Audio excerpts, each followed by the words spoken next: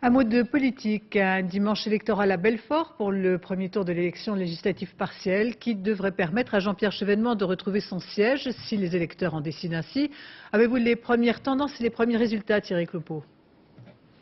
Oui, côté Béatrice, il nous reste à connaître le résultat officiel de 2 ou 3 bureaux de vote, mais pour l'instant, on peut dire que c'est un véritable plébiscite pour ce premier tour des élections législatives partielles pour Jean-Pierre Chevènement, avec un score de 51% ici dans le territoire de Belfort. Mais paradoxalement, étant donné que le taux de participation est très faible, seulement 38% des électeurs, eh bien, il n'y a pas 25% des inscrits qui ont voté pour Jean-Pierre Chevènement. Résultat, eh bien, l'ancien ministre de l'Intérieur devra repasser devant les électeurs dimanche prochain, dimanche 22 octobre. Vous allez le voir, donc Jean-Pierre Chevènement a voté ce matin dans le territoire de Belfort. 8 cantons dans cette deuxième circonscription belfortaine, 8 cantons qui votent depuis 30 ans à gauche. Jean-Pierre Chevènement était donc le grand favori.